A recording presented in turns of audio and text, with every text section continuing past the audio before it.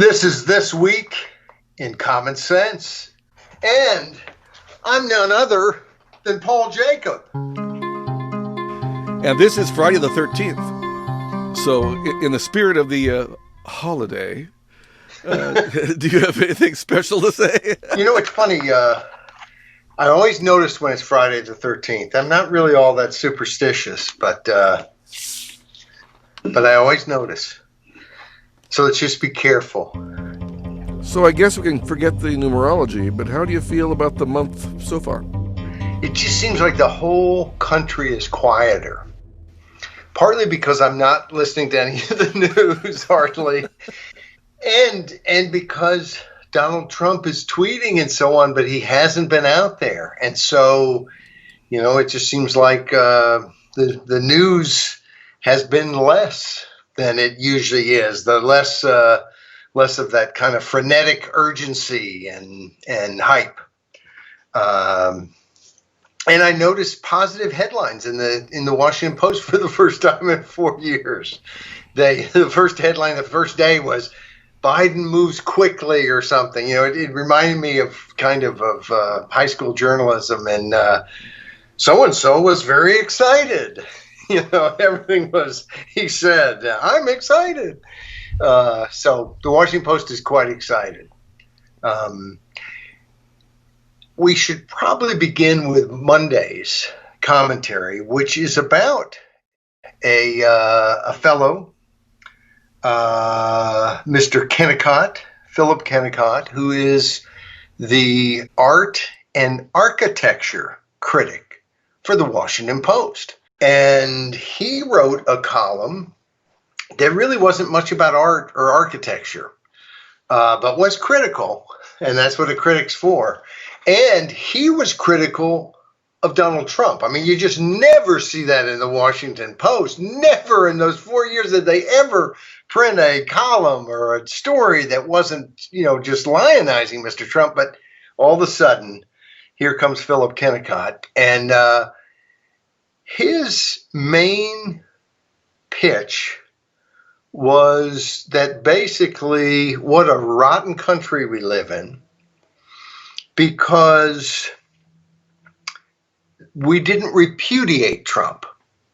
And his view is that the 6 million more people voted for Donald Trump in 2020 than voted for him in 2016. Now, Biden, it appears, has gotten well more votes than Hillary Clinton did. And so Biden's still ahead by, I guess it's 4 million votes, something like that. It's about 75 million to 71 million.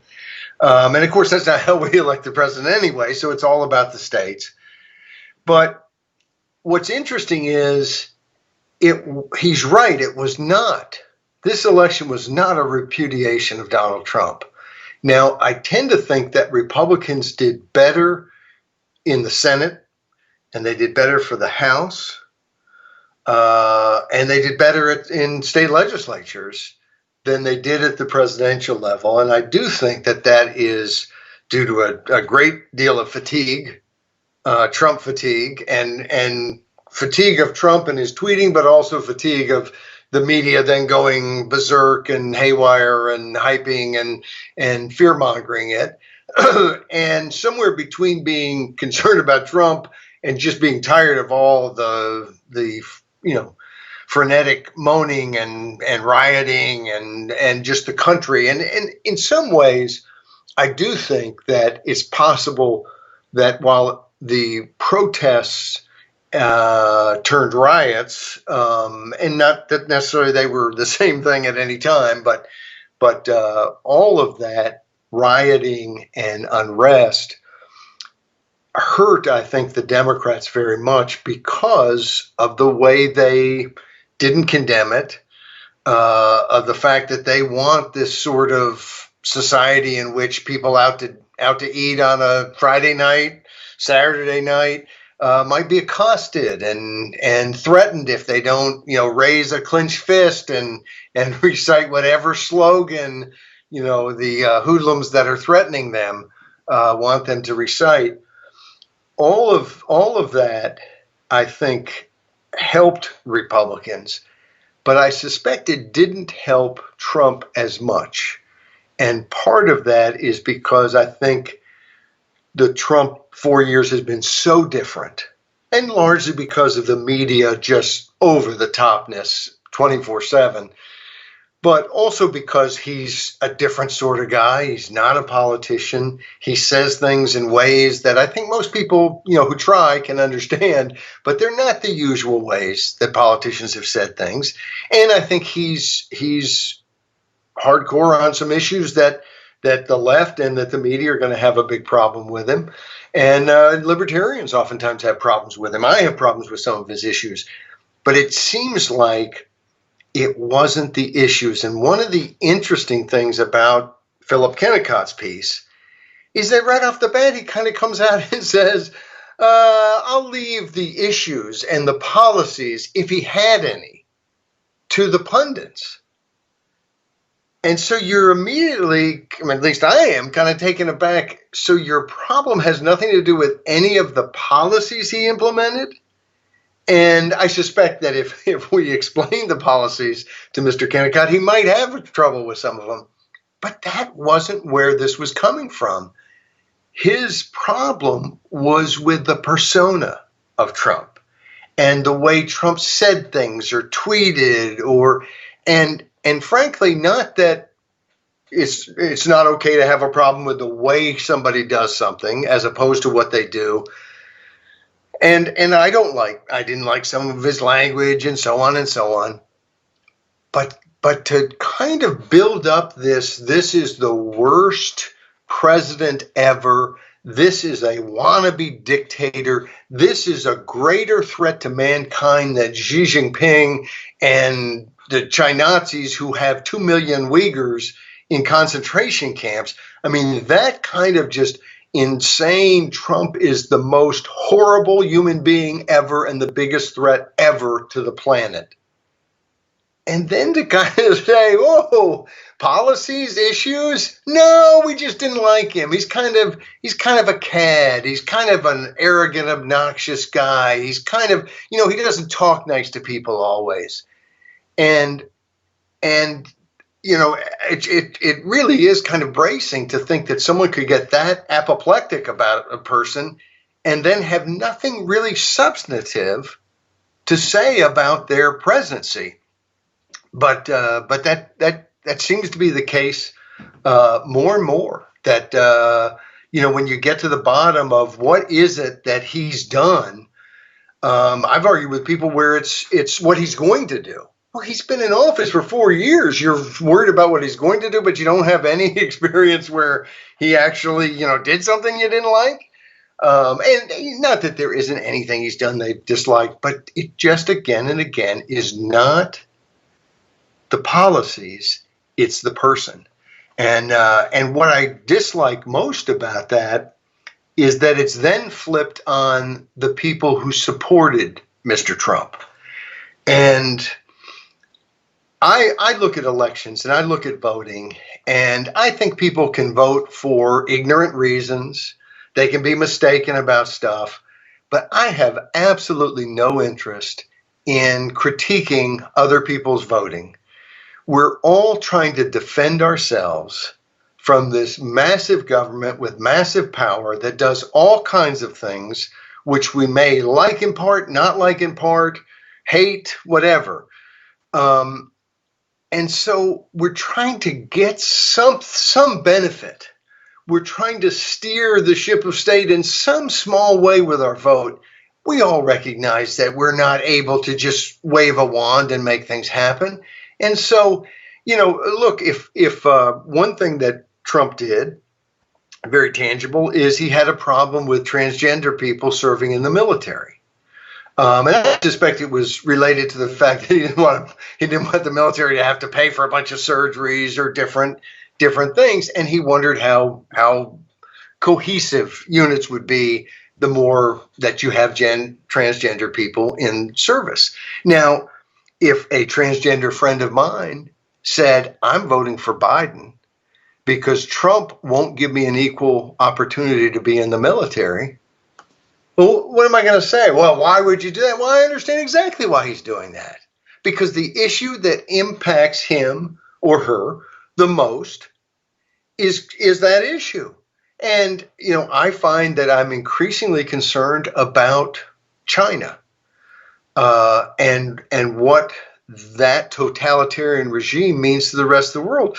So the fact that Trump was far better, I think, on China, I think almost any reasonable person who looked at Biden's history and Trump's history on China, even believing that Trump did every good thing he did by some accidental reason and is really a terrible, horrible guy, he still looks a lot better on that policy. So the more that policy matters to you, the more that's a bigger issue than, say, tax rates or regulation or what have you. And look, if you're a businessman whose company's being regulated to death, well, that may be your number one. So when we look at people and kind of want to say, how could you possibly vote for this person or that person? It's a very inexact science, and I think you come off looking like an idiot when you try to just browbeat people as if somehow you have all the wisdom in the world. Somebody might be trying to accomplish something very specific through their vote, and I say more power to you. I hope you get what you want. Frankly, I think what we always find after voting is that, boy, even if we consider ourselves to be really poor, we have much better voting power with our dollars in our pocket than we do with our vote. And I think that is incontrovertible. I'm sure somebody will controvert it. But anyway, this hit on Trump people who I think there are several slices of the Trump electorate. I think there are people who don't like him at all, but see that he's had some success. I think there are people who like him as much as they wince at times as to certain things he does, but they believe we've got to have someone in there with the guts or the irascibility or something to take on the power structure.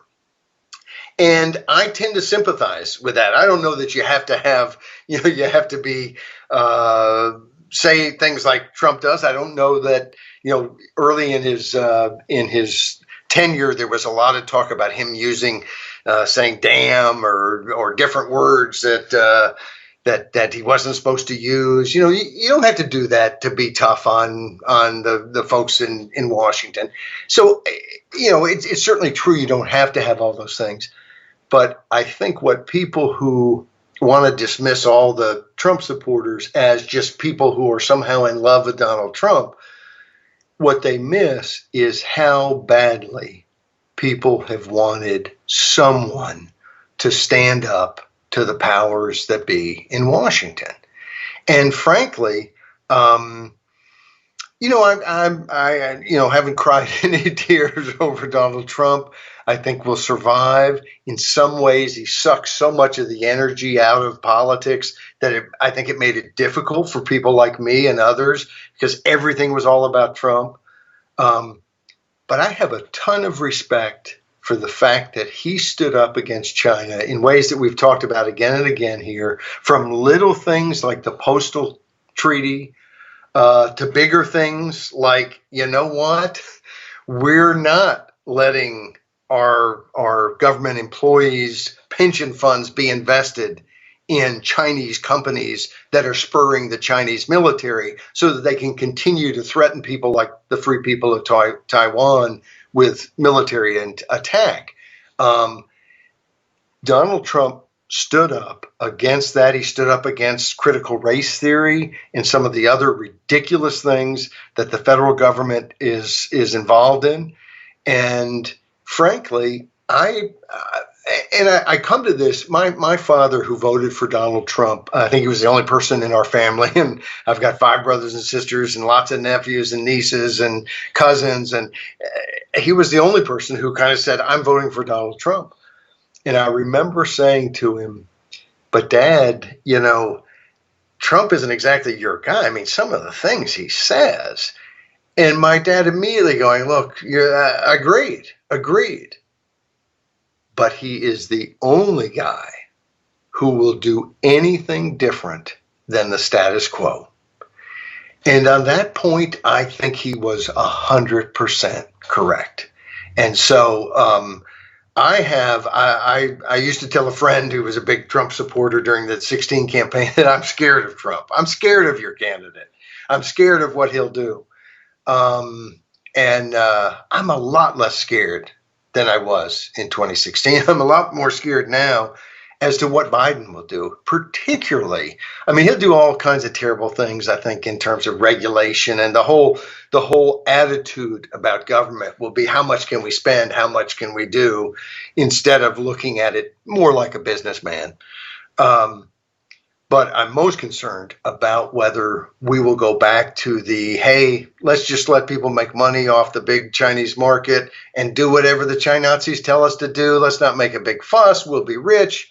You know, it'll only be our children or grandchildren or great-grandchildren that live in a world where there's no free speech. And so that's one of my biggest concerns about Biden taking over. And I think, again, like anything else, we have the ability to affect that. I think the more Americans are talking about the dangers of totalitarian China, the more we can locate Taiwan on the map, the more we can realize those 24 million people, which is literally about the same size as the country of Australia, have a fundamental right to be free, and realize that if we don't kind of confront China and they take Taiwan, what stops them from taking Australia? You know, they're not very happy with Australia. They're you know, and that's the other thing that if you follow some of the news about what's happening in Southeast Asia, you realize very quickly that this BS about the whole problem with China is just Donald Trump trying to cause problems, that is a fairy tale. And you realize that they're having problems and they're killing people on the border with India. They have done all kinds of things to screw over the government of Bhutan. Most people don't even know where Bhutan is. Not exactly a huge country, but not small enough that China doesn't want to somehow get its hooks in. We know what's happened with Hong Kong. They've lost all freedoms. You say anything the government doesn't want today, doesn't like today in Hong Kong, and you could be arrested and put in prison for life. So, you know, we see this huge danger. And I think that it's very possible that this is great. I'm answering the phone and sending a message back to the person without anyone knowing it on the air. No, I should keep my phone further away. Or just not tell us, and maybe we won't notice. That's right. I knew I could have gotten away with it, but I thought it would, you know, create more interest here. What an interesting pair. They take calls and talk to us. Anyway, that I think the issue of China and its place in the world and our place in the world is critical, and that we dodged a huge bullet. We dodged a bullet because in 2014, Taiwanese students occupied the Yuan, their national legislature, and stopped a trade deal with China that would have allowed China to effectively just buy Taiwan outright. And I think that was a huge turning point in the history of the world. I probably won't live long enough to see whether I'm right, but I think it was. And I think Donald Trump somehow threading a needle to beat Hillary Clinton not only saved my First Amendment rights to speak politically, because the Democrats would destroy all that, would rewrite the First Amendment to zero out, my First Amendment rights to allow incumbents in Congress to regulate what people can say about them, as they've already been trying to do.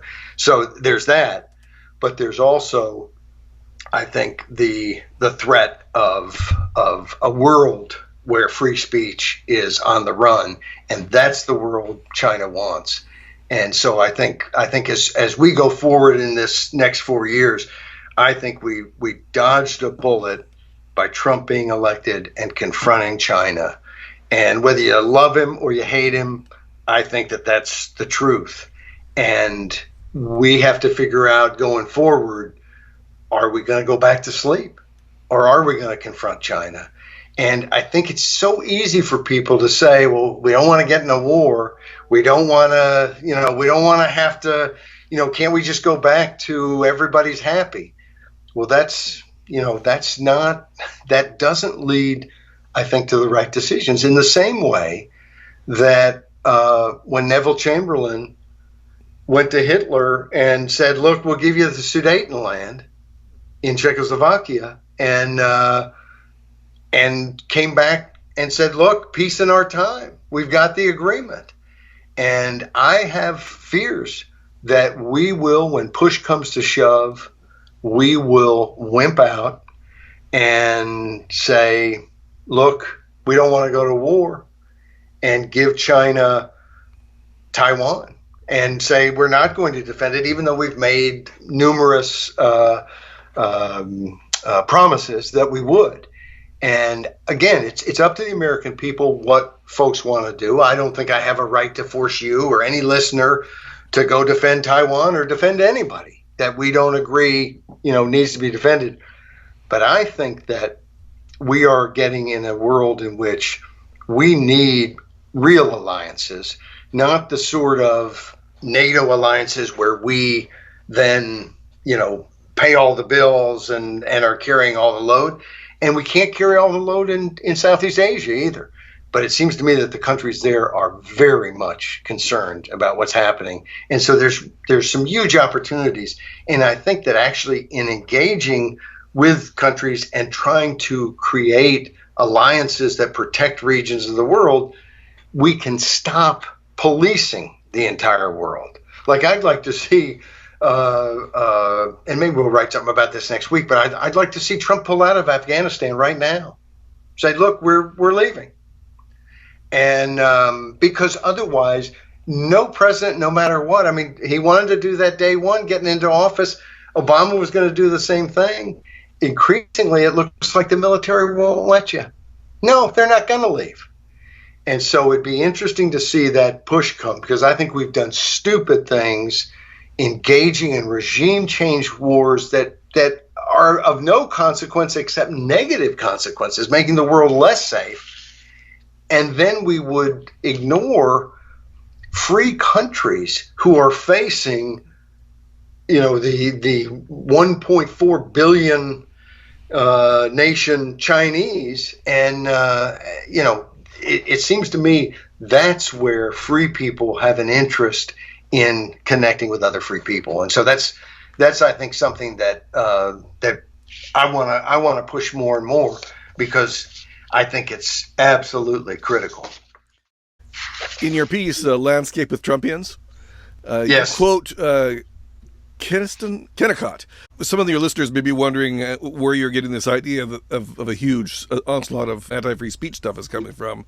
Well, you quote Kennicott basically arguing very weirdly for kind of cultural revolution and kind of crackdowns on free speech. I know it's not, he doesn't say it at point blank, but he does say things like constant surveillance of the thoughts we think, the words we use, and the assumptions we make.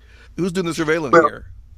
He says he's talking about self-surveillance. Oh yeah. But I have the same suspicions you have. One, spending a whole lot of time walking on eggshells all the time. We don't help anybody. If we can't openly discuss issues of race, we're not gonna have progress. This idea that everyone's got to constantly be worried about what they're saying and what their thoughts are, and it's like creating our own totalitarian world around us. And that if we don't do it well enough, they're going to help us create that totalitarian world around us. But think about that. Someone could write he wrote this, and it was published in the Washington Post, to say constant surveillance of the thoughts we think. Now, most of us think about what we say. Sometimes there's a few of us who maybe should have thought twice before they said it. But you know what? That is not the problem our society and this world face. The problem in this world is not everything was going great and then a couple people shot off their mouth and said something stupid. let people say stupid things. That's how we correct them. Is we hear them and go, whoa, wait, you're way off.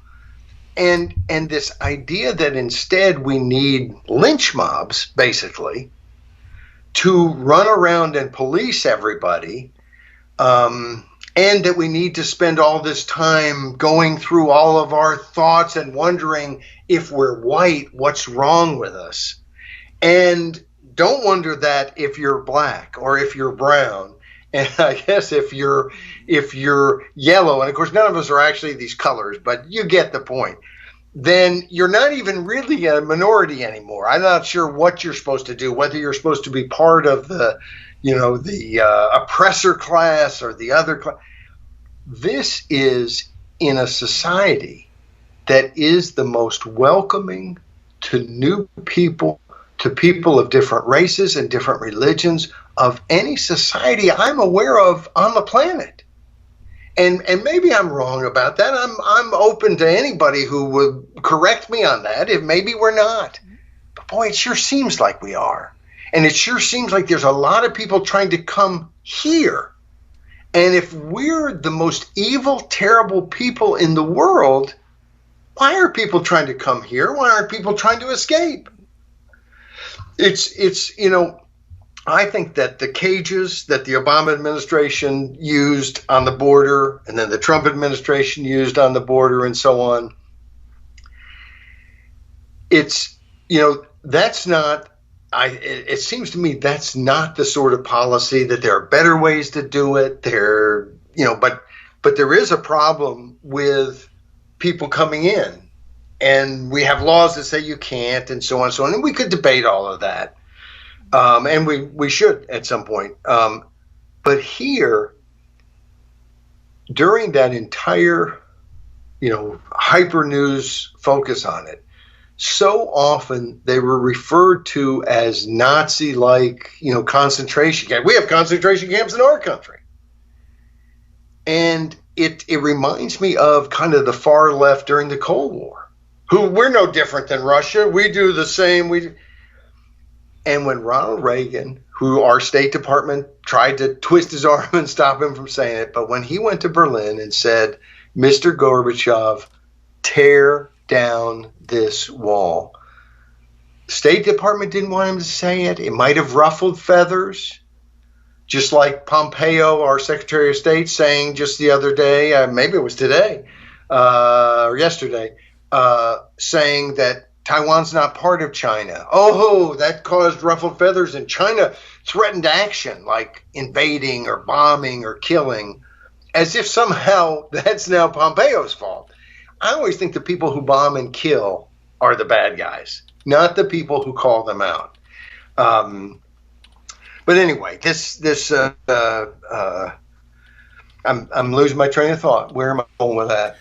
Well, I was wondering if you wanted to comment on any of our comments on that.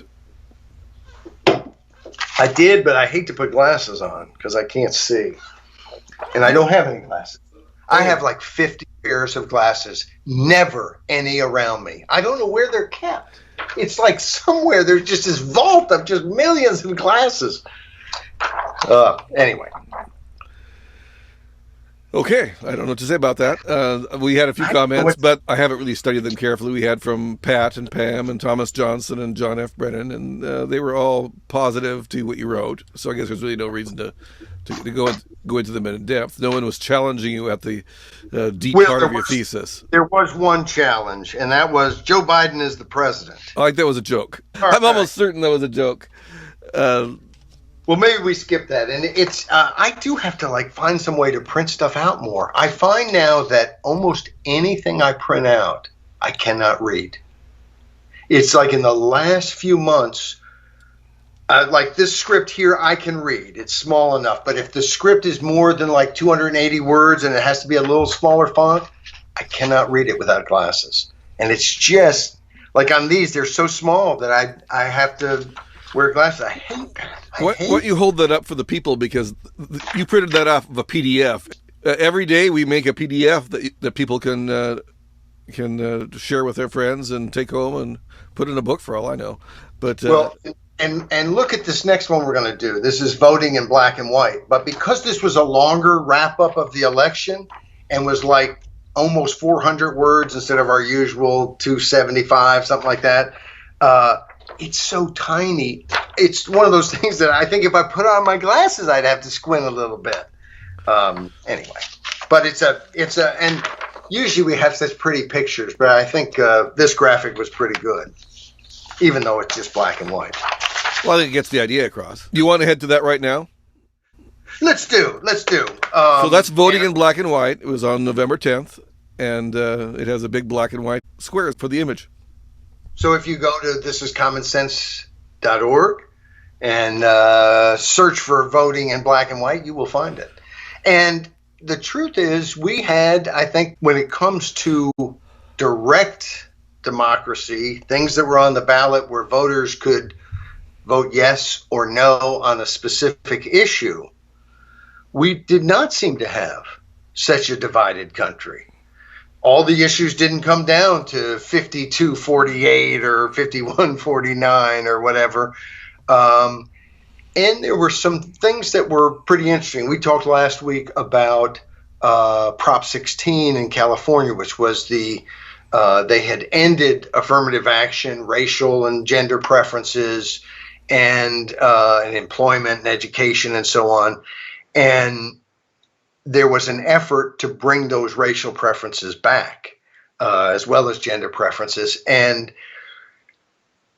it's sort of interesting because you wouldn't think of anywhere in the country that would be more pro having race involved as helping, create diversity. And the ballot title I thought was very favorable. It said would allow diversity to be one of the factors, not the main factor, just one of the factors. And you see it that we just want a little bit of racial preference to be put in there. We just want to use race a little bit. And of course, they want to use it a lot. But in California, I mean, you'd have to think that a measure like that, if it could win anywhere in the country, it's going to win in California, maybe win big. And then you realize that they spent $30 million against $1.5 million. And yet the people of California clearly, I believe it was 56-44, so better than a 10-point win, defeat that. And we went through a whole list of initiatives in this particular script, but a number of tax initiatives. They went after Prop 13 in California, and that was beaten back. They went after the Taxpayer Bill of Rights in Colorado, and that was beaten back. Illinois had the measure on the ballot to go to a progressive income tax. And the governor gave $54 million to that effort. And every Democratic official, the public employees unions, teachers unions, all the different groups came out, and that went down in flames in a very blue state, Illinois. And so again and again, the initiative process is a great escape hatch if the public says, whoa, you're going crazy. For instance, in California, they also is one of the places in the country that has rent control. And they wanted to expand it because, see, rent control is a great way to keep rents down. Not all rents, just rents for a few people.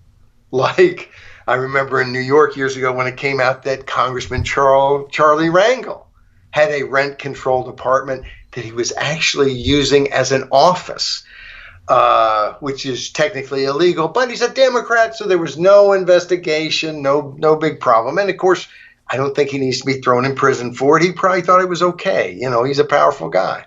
So what Californians did, and I believe that was Prop 21, I think it was.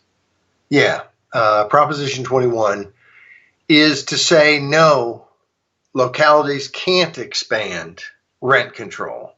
And rent controls, basically this idea that somehow the government's just going to slap controls on everything we buy and sell so that we love the price. That's not how the world quite works. And how rent control works is that all kinds of people who are wealthy people get a hold of an apartment and hold it forever at some ridiculous price. It doesn't help the average person. It certainly doesn't help a lot of poor people. And of course, even if it helped poor people, if you want a communist society, go find some place that's going that way. Uh-oh. But it's ridiculous to think that somehow the government needs to get involved in deciding what the price of an apartment is. Every place they've used it, it has not been a good thing. And of course, the proof's in the pudding because the voters of California said no, please don't. And I believe it was Prop 22. The voters of California, we have written numerous pieces about AB 5. That's Assembly Bill 5 in California. And it basically was an attempt by pro-union people to destroy any sense of independent contractors. Everyone has to be an employee. Everybody has to be getting all kinds of bennies so that people don't look to folks who might be cheaper to do a service, because it's like the federal government using the, they always have to pay the, I think what they call fair market value, it's prevailing wages for one. Prevailing wage. Isn't that the old Davis-Bacon Act from the 30s, 40s, or something like that? Jim Crow legislation designed to not help blacks. That's interesting. I have heard that, and I don't know enough to know for certain, but I think that you're right, that it was kind of originally designed to push black workers out. But what it does is to basically say the federal government, when it contracts for labor, needs to pay the highest possible cost that they can pay. Whoever has charged the most, that's the price they need to pay. And no business does that because it's the dumbest thing you could possibly do. You're like saying, I'm going to spend as much as I can justify instead of as little as I have to. So anyway, it's a mess. But the goal was to shut down the freelance market, and for all kinds of things. We work together. You're an independent contractor. All kinds of people I work with are independent contractors. I suspect there are some cases where they might want to be more than an independent contractor and go to work for someplace. But in most cases, I don't think so. I think that they like the freedom to work with various different clients. And of course, again, that's why we have the thing called freedom, or at least we were supposed to have that. Where did that go? That's up to people to make choices. And on Thursday, the price of freelancing is eternal vigilance talked about Prop 22 and the fact that one of the big, I was about to call it collateral damage, but I don't think it was collateral damage. I think it was intended damage, was to make it impossible for Lyft and for Uber to work in California. And I always kind of liked Lyft and Uber. I think now I have taken a Lyft one time, but even before I'd ever taken them, I like when people enter the marketplace because it tends to have an effect on what price I pay, whether I go with them or not. For instance, I don't fly Southwest that often. Because usually their fares, I usually don't have enough advance notice because I'm not flying for pleasure. It's like, oh, I got to go somewhere. And so I don't have as enough advance to usually be able to get one of their super saver fares. But the fact that they're in the market, I see the prices come down. And so I like Southwest even when I'm flying someone else because I think they had a good impact on that. And before I'd ever taken any Uber rides, and I have to say, it's been just a fantastic service.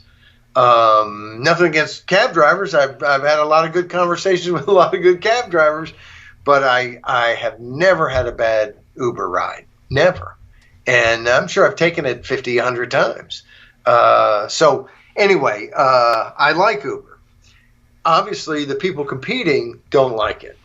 And part of the complaints in different places, like in New York, where you have to pay $250,000 to get a little medallion that says you can be a cab driver, they complain about Uber coming in and they don't have to do all the same things. Well, the solution is not to make Uber or anybody who wants to get in the cab business come up with $250,000. The solution is to open up the marketplace and let people compete. So anyway, the people of California, and of course this initiative was funded by Uber and Lyft and other folks like that, but the people of California put a stop to AB 5, and at least as far as Uber and Lyft are concerned. And there are court cases, a zillion of them, going after that law in other ways.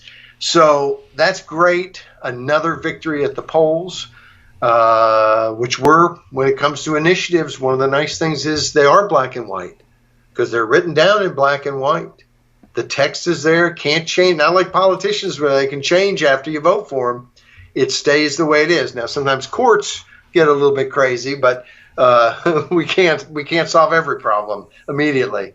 But that is a huge change, and it's not we've elected people who promised to change it. It's changed right at the source. It's why I love initiatives. But it's interesting.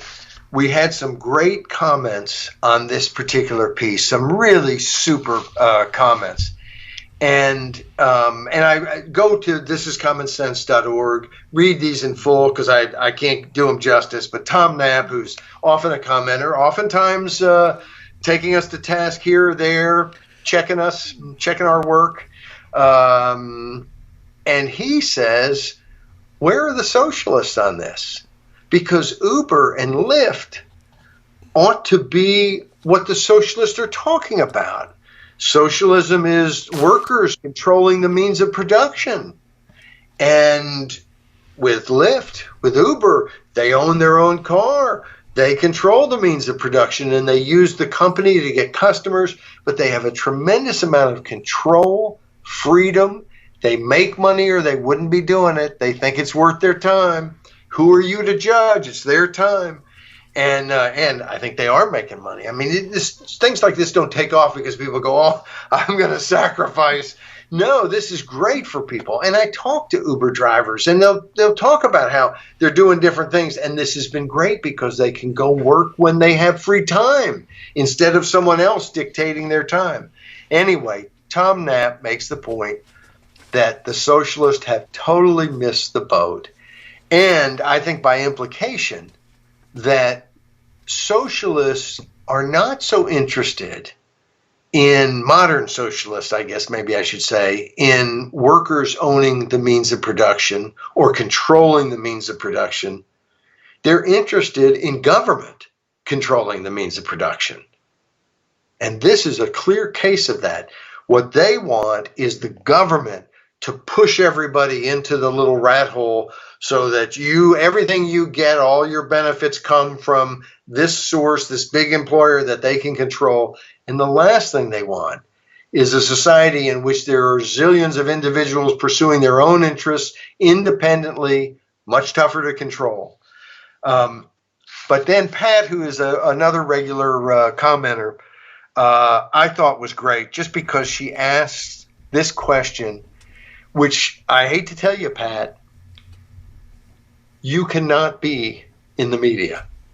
Asking questions like this is verboten in the media. They never ask how much anything costs. They never ask where the money's coming from. And they never ask her question, which is, where is Congress's authority to regulate these folks?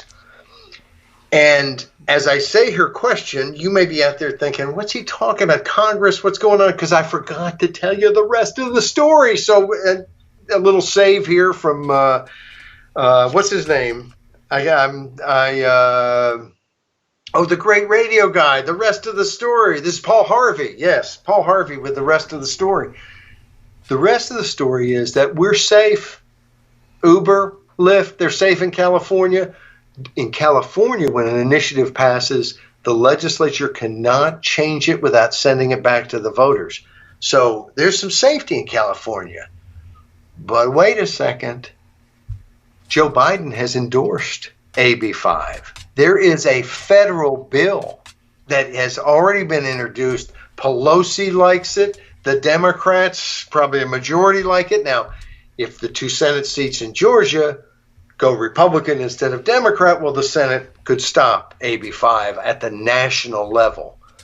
But if those 2 seats go Democrat, then we probably get AB 5 at the national level. And if you're a freelancer, sorry, that's way too much freedom for a Democrat-controlled society, sadly. But that's her question is, what authority does Congress have? And you could make the argument that regulation of these services and so on, that the state has the power to do that.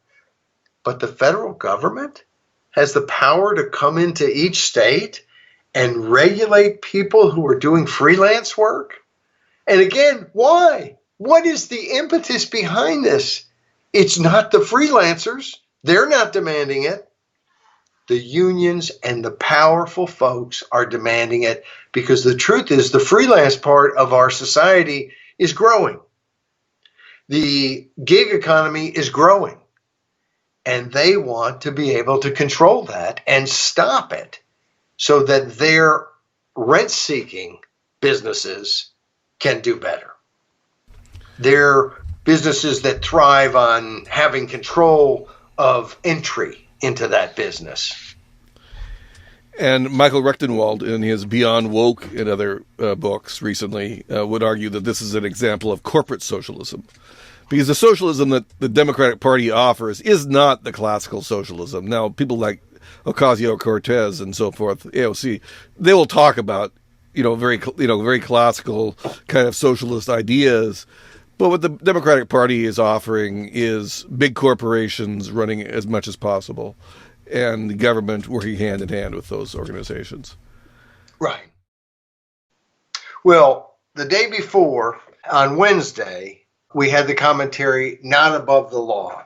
And this is a story about government at its absolute worst, because it's a story of a guy named James King, who is from Michigan and was walking down the street one day, and a couple of plainclothes policemen accosted him. Now, he didn't know they were plainclothes policemen. He thought he was being mugged and resisted and ended up being beaten, at one point kind of unconscious, and just a brutal, brutal beating. There are links at the website, thisiscommonsense.org. Go to the script, Not Above the Law. You can see what his face looked like, what happened to him. But this is just, if he was a violent criminal, he shouldn't be beaten like that. Turns out they've got the wrong guy. And he committed no crime, but they did slap a couple of crimes on him. They charged him with resisting arrest. I believe there was some other charge. And then, of course, as more came to light, they ended up backing off of that. But it's kind of has been dubbed as a common police tactic that when you're in the wrong, file a bunch of charges and hope that the person just says, what can I do? I just want to extricate myself from the situation, in which one side has the power of the state and the other side has no power anywhere close to that. And this person was, you can't think of anything worse other than being killed, to be treated like that. So then to do insult to injury, they charge him, they back off of that. But in the end say, he can't prosecute us for what we did because we did it as police officers. And we have what's known as qualified immunity. there's a lot of debate about this now when people do kind of hear it and get a sense of what this is, because these terms are fairly new. I think a lot of us were not really aware of this aspect of the criminal justice situation. And in some ways are more aware of it with other people in government who say, oh, gee whiz, I'm sorry, my actions, caused all this harm, but you can't do anything because I work for the government and we have to give you permission to sue us. These individuals, and this is not rare, it's happening all the time with qualified immunity. The standard has become that if you can't somehow prove that the police officers who beat this person senseless and within an inch of his life, that they knew somehow they weren't supposed to do that. And the only way they could know that is if they knew of another case exactly like that where it had happened before, and that could be shown in court. Other than that, they're immune to any prosecution because they're doing their job, and how could they know that beating someone almost to death was not part of their job? And I have to think, because I thought the same thing, that anyone who's not familiar with this subject and who's hearing me say this is thinking, who is this lunatic who's just making this stuff up? Go to thisiscommonsense.org, go to Not Above the Law, click on some of the links, because when you read it, you're going to go, okay, I hear what you're saying, but this has got to be just phony. Click on and see some of the things. Cato Institute has a lot of good stuff on this subject. But that's what we're talking about, is letting police officers off because somehow we can't prosecute them when it is obvious that they have assaulted in a vicious, brutal way. Go look at and we don't have it at the website, so you have to click on a link to go see the ugly, brutal pictures of this person's face. It will affect you. This is now at the Supreme Court. The Supreme Court is going to weigh in, thanks to the Institute for Justice. And too bad they can't take everybody's case in America, but they can't. So the rest of us actually have to get off of our butts and do something about the fact that we have a criminal justice system that is way off the rails. But finally, they have gotten a case to the U.S. Supreme Court. It is Brownback versus King. And this case, if you look into it, you will be shocked that this can happen in America. He's not a black man. He's a white man. So anybody who thought, well, of course, in racist America, the biggest thing that bothers me about it's racist America every time we talk about criminal justice is it ignores all the complete horrible injustices that are committed against white people.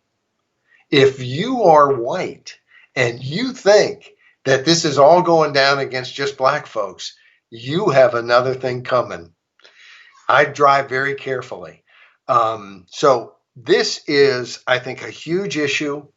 It doesn't get covered nearly enough in the media. But this whole question of qualified immunity, which basically sprang up out of a Supreme Court case. There's nothing in the federal law that says these folks have immunity. In fact, if you read the actual law, it seems to say they don't. It seems to say they don't have any immunity, and any time they violate someone's rights, they can be held personally liable. Now, maybe there's some way to thread the needle perfectly, but beating someone who's innocent of any crime nearly to death and then thinking you can get away with it, we don't live in a free country if this doesn't get rectified. We just don't live in a free country anymore. And so this is a really important one, Not Above the Law. We'll be talking more about this, but if you're not familiar with it, you ought to get familiar with it. And then our final. The latest fake mystery on Friday, November the 13th. Oh, that's pretty scary. This is one that there was an article in USA Today, and there's been other articles like this, basically kind of taking conservatives to task for leaving Twitter and Facebook, which both of those social media platforms have been nothing but aggressively anti-conservative, have thrown people off the service for no justified reason whatsoever, have in some cases, basically held the New York Post hostage, like the fourth largest circulation paper in the country, I think, is like banned from doing anything. Why? Because they had a story about news that was, they got the news because it was hacked. Only problem being, it wasn't hacked. Yeah, they just made that up. It wasn't hacked. Hunter Biden, I wanted to say Hunter and Biden at the same time. It comes out anyway.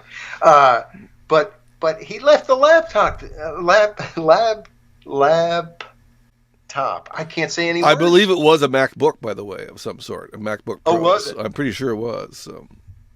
Oh, I won't go into Mac or PC or anything. I'm restraining myself. But he left the laptop there, so there's no hacking. And of course, if you don't print hack stuff, well, then the Pentagon Papers doesn't get printed. All kinds of, the papers are full of hack stuff. That's most of the news. We're just trying to figure out whether it was really hacked or whether the paper just made it up or somebody made it up and gave it to the paper. So completely ridiculous. And yet, how many weeks? The New York Post is not allowed to, nobody can link to the story. We are living in a very, very weird time. And so what do you do if all the social media platforms, now it's not quite censorship, and we're going to use the word censorship, and just all of the people who don't like that, just correct us just again and again and explain to everybody. I'm sure it'll all work out. But it is censorship, and it's censorship as people commonly know that term. It's not the government, but of course we know that they have certain privileges and so on from the government, but it doesn't even matter. If McDonald's starts discriminating against people, I'm going to stop going to McDonald's, and I'm going to raise holy you-know-what about it. And the reason is because that impacts our lives. And we're not just ideological folks. We're like real live folks who want to live in a society that makes sense and that creates harmony and friendliness and goodness. And so we have every right to scream at the top of our lungs, and we have every reason to leave those platforms. Now, I can't really afford to leave Facebook with what I've invested in it, but I can afford to start leaving Facebook. And this week I got a MeWe account and already have some friends on MeWe. In fact, funny, almost all of them are friends I had on Facebook. There is Parler, I understand. I've never been to that particular, somebody mentioned that site. I've never been there. I don't know anything about that. But there is I'm on Minds, I think, .com, but I'm not sure that I've ever done anything there.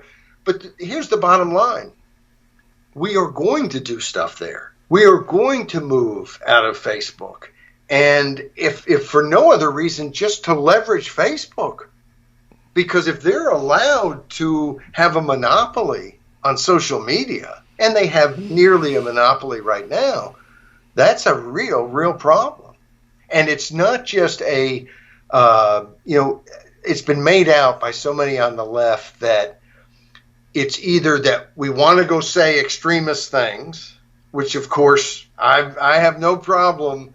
I don't know of anything I've ever said on Facebook that's been banned, but I know other people who've said almost the exact same thing and been banned.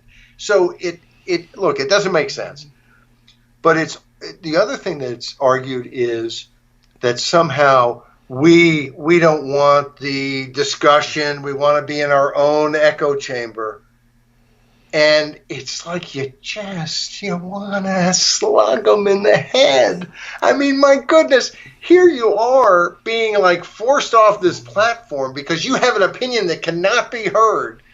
And then the people who are in favor of you being forced off the platform because you have an opinion that must not be heard complain that you're leaving and complain that you're only leaving because you don't want to hear other people's opinions. I mean, if heads explode, oh my goodness. Well, that reminds me of Bullies in the Play Yard. One of the classic bully moves is to kick the kid who's down and then says, "Why aren't you getting up?" Remember that is actually a classic bully move, is to, shoves kid down and then kick him a few times and says, "Why aren't you getting up? Why aren't you getting up?" Or the favorite, sister or brother thing in the car is, "I'm not touching you. I'm not touching you." Remember? Yes. It's the sort of thing where I have a lot of friends on the left, on the right. I love discussions. I like to see people disagree. I have a good friend who just recently got married. He's my age, old man. But he just recently got married, and I love his wife so much. She is a San Francisco liberal, but she is who she is, and she says it straight out, and she doesn't, she might give you a hard time if you're on the other side, but it's within kind of a friendly environment. And it's, I love that back and forth.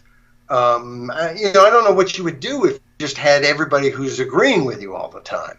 I've never run into that problem, but I worry that I could someday. I've found that decreasingly possible. So as I no longer believe things I believed 10 years ago. Well, and of course, if you get together with everyone who agrees, well, then you find a little tiny disagreement, because there's got to be some. That's what life's all about, is disagreement. But it is just silly that we have reached this point in which, again, freedom of speech is not appreciated the way it should be in its homeland, which is America. And we have to export it to the rest of the world, and we've got to protect it here. And part of that is going to be going to the trouble. I mean, some people on Facebook's there, you just go. If you're liberal, you just go, and you can talk, and they won't shut you down.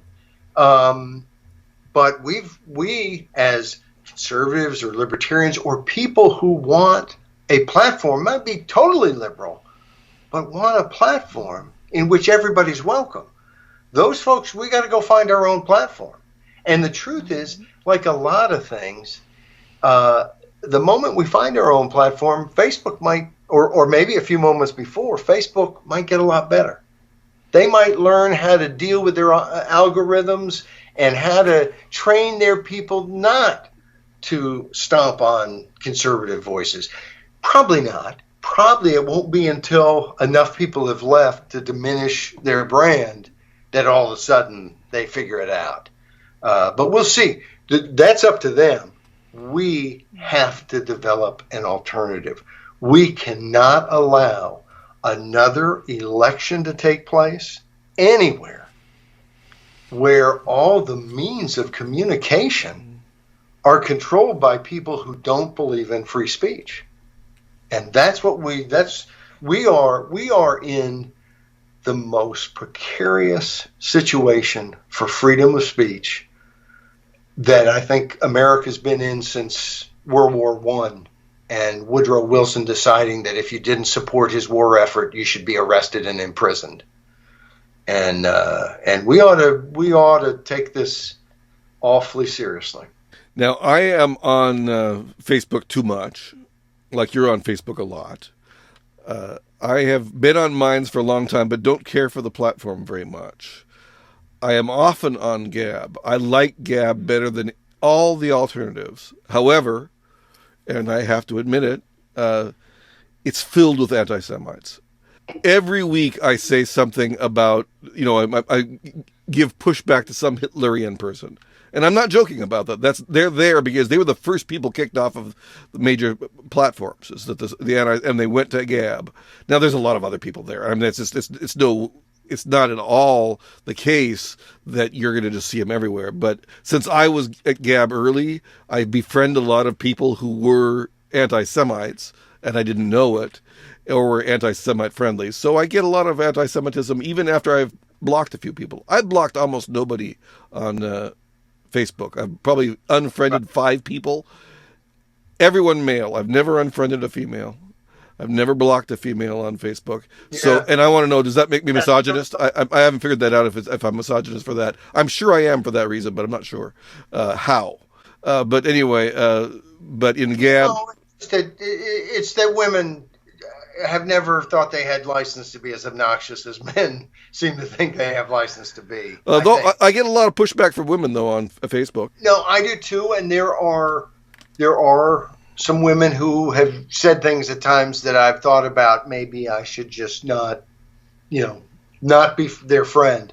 But I try to avoid that if at all possible. But I do find that, you're going to have a lot more stuff said by men. One thing I don't like on Facebook is I don't like people leaving comments that have the F word. I just don't. I just don't want that. I don't want someone else to come to my page, to something I've posted, and read the comments, and it's a bunch of stuff like that. Social media is encouraging, a lot of the bad behavior. I think the other part of it, I guess, for me, I want to be on there because I want to reach people. But I really feel like over this last year, it has dawned on me, and then I think I've internalized it to some degree, that the goal of this podcast, the goal of thisiscommonsense.org, where Monday through Friday we're doing scripts, one each day, and where we have Today in Freedom, where we're talking about what happened historically today that's noteworthy, and thought of the day, where somebody says something that hopefully inspires people to make this world a more free and prosperous and wonderful place. We are doing all that not so much to convince people who disagree with us that we are right and they are wrong. And even if you take away the right and wrong, not so much to attract people who have a different idea and change their mind. I mean, not that we don't want to do that. We do, and it happens, and it's nice. And they usually say thank you. But that's not how we create a freer society. If you're listening to this podcast and you're hoping that it'll reach more people and change their minds so that we'll all agree we're going to do X, that freedom and rights and rule of law will prevail. I don't think that's how it happens. I think that this program and what I'm trying to do by speaking out in this way is to reach people who will work with me and work in their community to do things to make our society freer and more accountable. And I'm not looking for people who we need to debate and read the literature for the next 6 months. I'm looking for people who will find, our email address and email me and go, what can I do? Or, hey, do you know what we're doing in Dubuque? We're doing this. And I can go, oh, that's good. Maybe we could do that elsewhere. I don't want to convince people they're wrong and I'm right. I want to find people who agree with me that America is a wonderful place because of the level of freedom that the individual has had historically, and that we need to protect that and guard that and not let that get stripped away. And so that's what this program's about. And I hope you will contact us and get involved and keep doing what you're doing. That's the pitch. We need people to help us. Let's work together. If you disagree, go read a book. If you agree, after you read it, come talk to us and let's work together. Okay. This is Friday the 13th, and this is This Week of Common Sense, and people should go to thisiscommonsense.org. 7 days a week, 5 days for commentary, 2 days for this podcast.